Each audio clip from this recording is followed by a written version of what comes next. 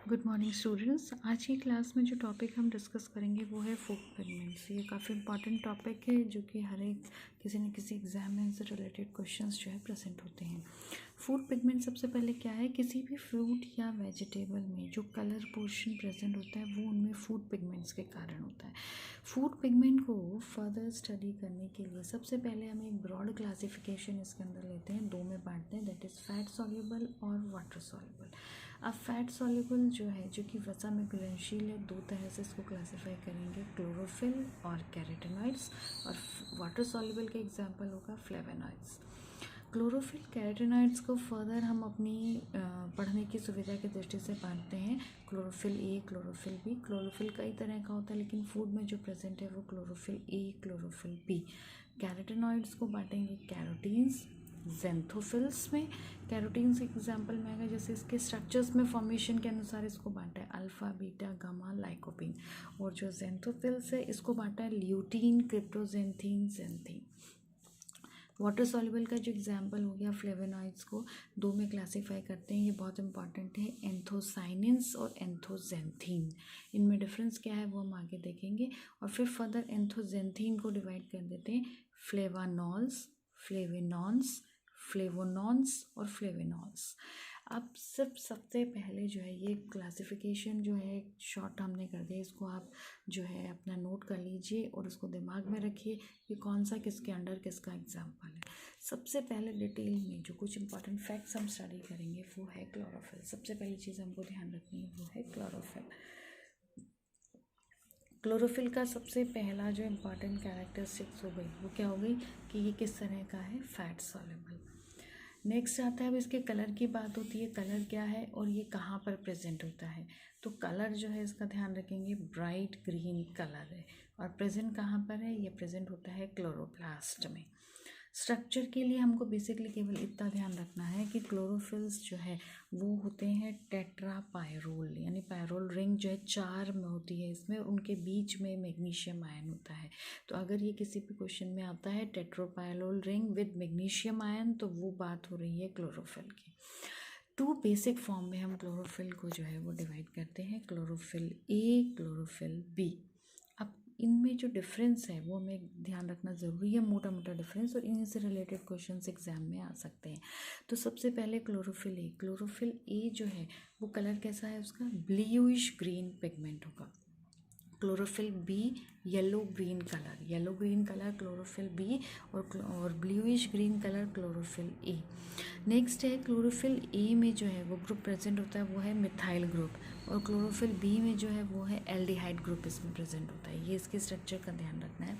एक एग्जाम्पल से हम इसको समझा रहे हैं, ब्रोकलीज के एग्जाम्पल से, कि ब्रोकली को अगर देखेंगे तो वो हरे रंग का है, तो ऊपर का जो खिला हुआ भाग है वो उसमें क्या प्रेजेंट हो जाएगा, क्लोरोफिल ए।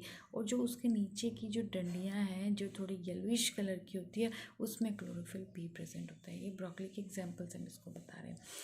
एक सबसे इम्पॉर्टेंट बात जो है, क्लोरोफिल ए और क्लोरोफिल बी का किसी भी फूड प्रोडक्ट में रेशो क्या है वो हमें ध्यान रखना है, 3A:1B। यानी 3A का मतलब क्लोरोफिल जो है तिगुनी मात्रा में होगा क्लोरोफिल ए, तो उससे 1 जो मात्रा में होगा वो क्लोरोफिल बी। तो यानी इनका रेशो में ध्यान रखना है, chlorophyll a ratio chlorophyll b is equals to 3A:1B। अब क्लोरोफिल से रिलेटेड जब हम इसको कुकिंग में कुक करते हैं तो कुछ इंपॉर्टेंट इसमें चेंजेस होते हैं, कुछ इंपॉर्टेंट पॉइंट्स हैं, वो फैक्ट्स हम यहाँ पर याद रखेंगे। सबसे पहले एक इम्पॉर्टेंट नाम आपके पास में हाइलाइटर से करा हुआ आ रहा है, इसको आप ध्यान रखिएगा, अक्सर क्वेश्चन इससे रिलेटेड आता है, फियोफाइटीन।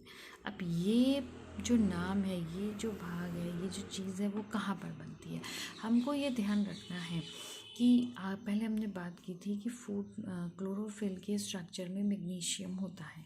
अब ये मैग्नीशियम फूड प्रोसेसिंग में अगर रिप्लेस हो जाता है किसके द्वारा, हाइड्रोजन के द्वारा, तो वहाँ पर बनता है फियोफाइटीन।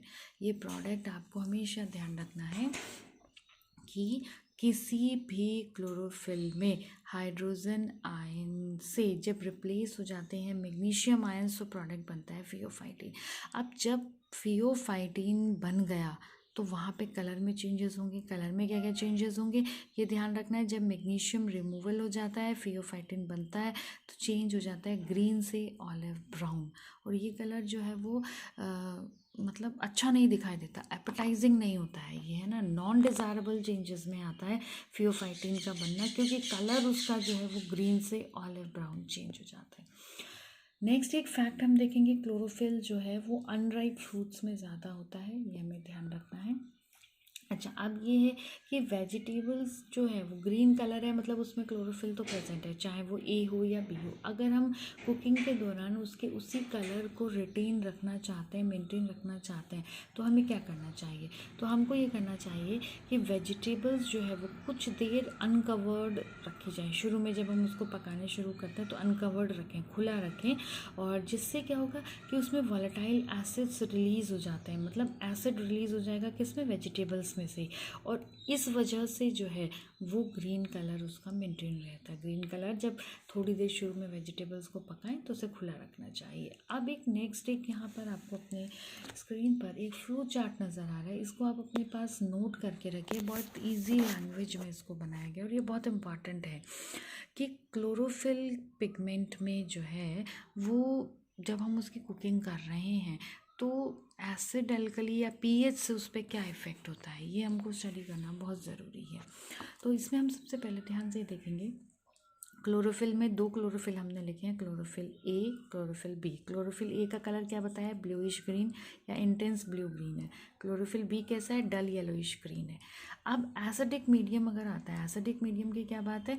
एसिडिक मीडियम का मतलब है कि हमने उसमें मान लीजिए लेमन डाल दिया, नींबू डाल दिया, तो वहाँ पर पकाते समय मीडियम कैसा हो गया? Acidic medium.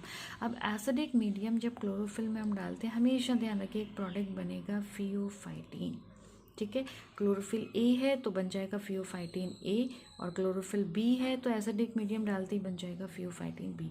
यानी हमको ध्यान ये रखना है कि किसी भी क्लोरोफिल में एसिडिक मीडियम में जब मैग्नीशियम उसमें से हाइड्रोजन के द्वारा रिप्लेस हो जाता है तो जो प्रोडक्ट बनता है वो कौन सा है? फियोफाइटिन। अब नेक्स्ट एक बात, इसका कलर हमको थोड़ा सा ध्यान रखना है। जैसे क्लोरोफिल ए का कलर इंटेंस ब्लू ग्रीन था, तो जब एसिडिक मीडियम के बाद फियोफाइटिन बना तो क्या हो जाएगा? पेल ग्रीनिश ग्रे।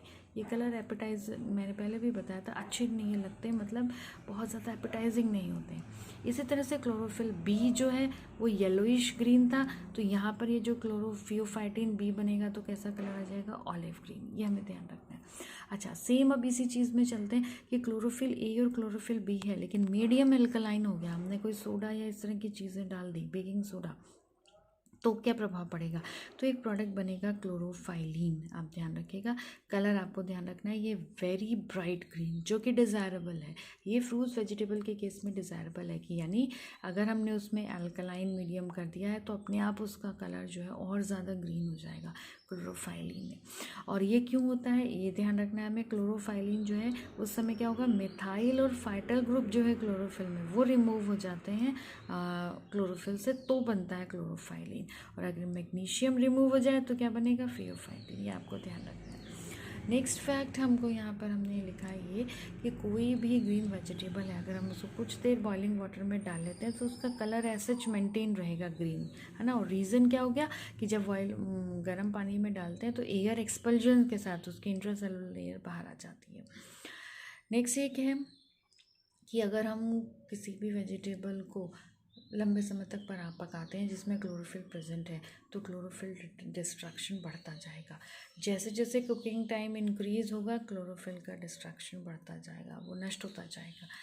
अगर ग्रीन लीफी वेजिटेबल्स में हमें इस कलर को, क्लोरोफिल को मेंटेन करना है, रिटेन करना है, तो इन वेजिटेबल्स को कम समय के लिए ही पकाना होगा।